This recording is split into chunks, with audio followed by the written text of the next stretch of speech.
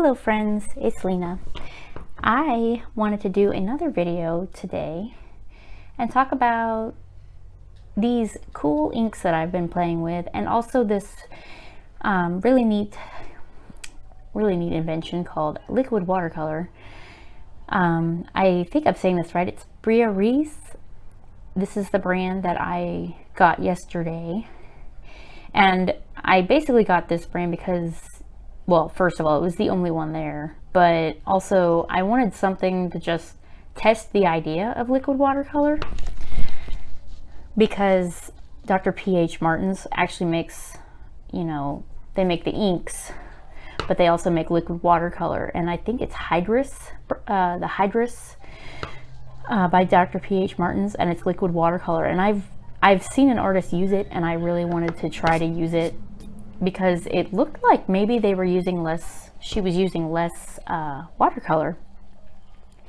So I thought maybe I'd give it a try. I hear the colors are more vibrant, and so far that is very true. These are the only two that I got, because I was also going to be buying gold, and I actually found jade ink, which is super beautiful. So these are the only two colors that I got in the liquid watercolor, mainly because I just wanted to try it out and see if I liked it.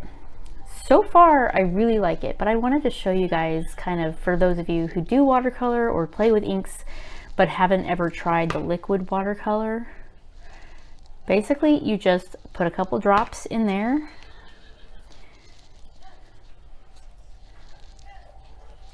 and first I will show you, I guess.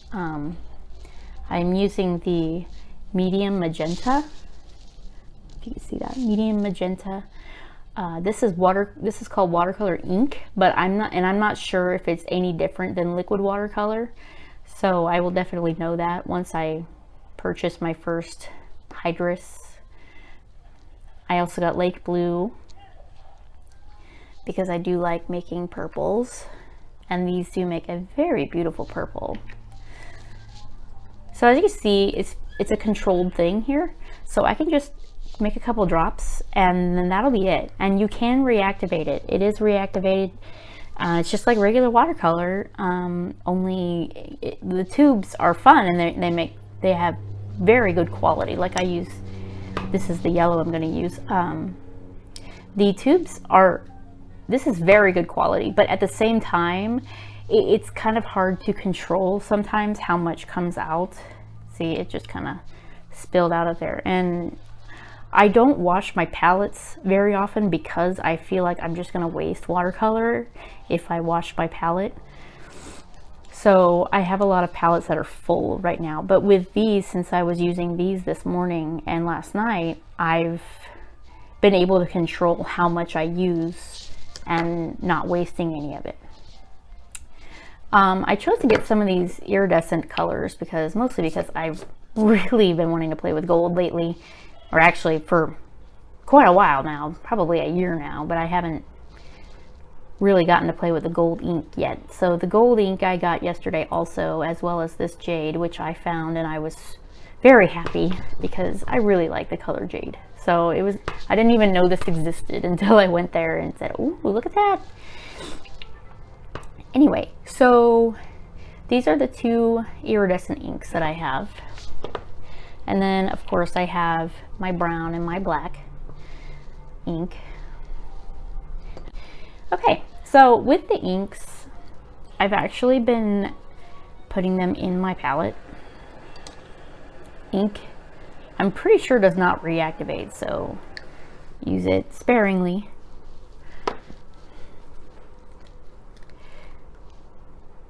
And I've got some extra pieces of paper down here, and I wanted to show you. This is hot press, Canson 100% cotton hot press, my favorite paper ever. Got some right here, but these are actually very easy to get. I have a whole cup of these just full of strips, and what happens is, if I'm making a specific size, for instance, I'll have leftover, and a lot of times it's just a leftover strip. And so I save all of these strips so I can use them as testing strips basically. So I can use this to show you guys. I wonder if there's any, I don't think I put any water in it. So we've got the magenta first, and I do have the habit of adding a little bit of water still, but you can use it right out of the tube, I'm sure, and it's much more saturated when you use it out of the tube. But if I add water, it does make a really pretty pink. So I'll show you guys. This is the pretty much saturated right out of the tube, but let's try it with a little bit of water. See, it makes a really pretty, almost fluorescent pink. And that's kind of what I've been seeing with the liquid watercolors. They look almost, the fluorescent is, I don't know if it's the right word, but that's what I think of. They're really vivid and just wild, you know, they make your eyes pop. Okay, so next we're gonna do the lake blue. Let's do this directly from the tube. A very pretty blue.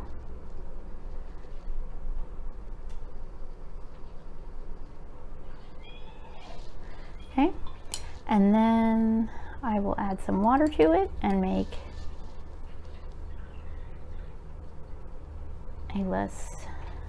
a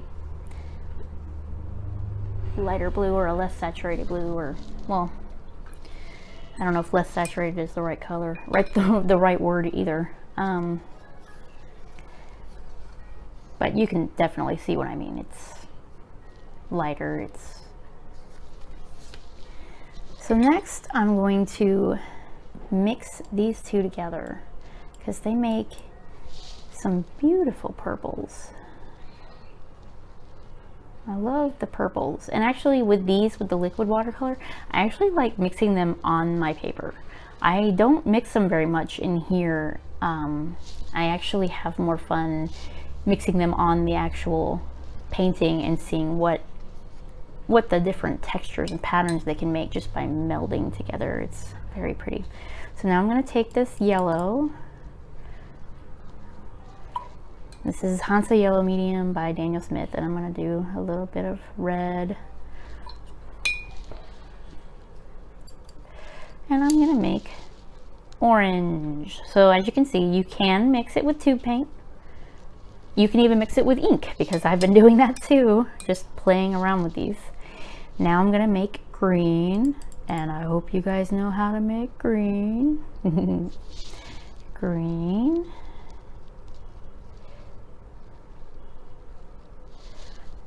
And that's a little, I like my greens to have a little bit of blue in them, a little more blue than yellow. So those are the liquid watercolors and obviously the tube paint. And then the iridescent inks. I wouldn't add water to these, but I have been known to do it. It really is just all about, it's all up to the artist. You know, last year for me, it was all about the rules. Is it okay to add water to this? Is it okay to, you know, paint both ink and watercolor and all different kinds of watercolor? Is it okay to do these things? Well, this year it's all about, you know what, who cares? It's what I want to do. I want to add water, I'm going to add water. And so sometimes, if I can wet the paper down, these inks are really cool when you wet the paper down first. There's a piece of pencil there, but I think you guys can look past the pencil mark. So what you do is you get your paper really saturated. And you're going to want to use the ink right out of, well, you can use it with a paintbrush, or you can do like what my daughter does. She drops it right on. And it spreads around. It makes really cool patterns. Whoa! So this is the gold and the jade, and now I'm going to add brown. This is not the sepia, this is just the brown.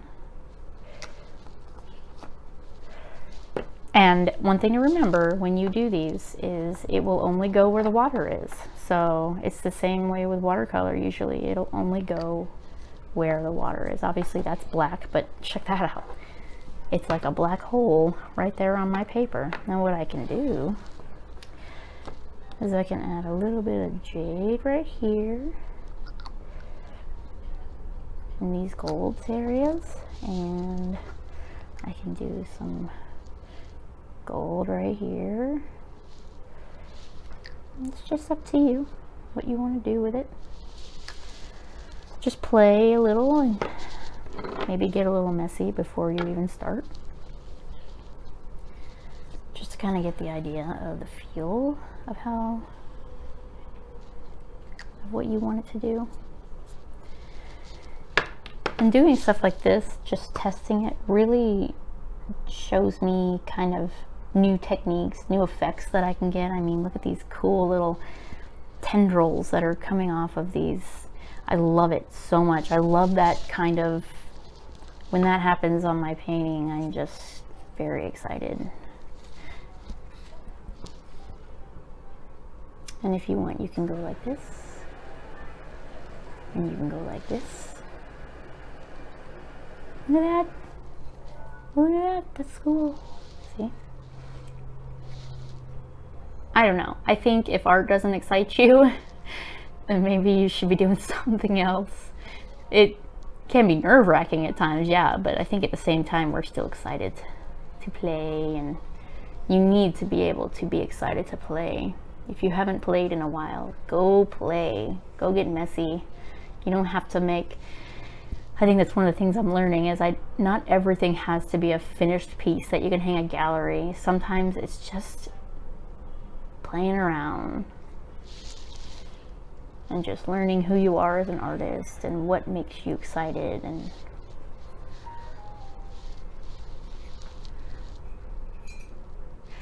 it looks kind of like a bug or a caterpillar. That's cool. Okay, now I have obviously my colors here.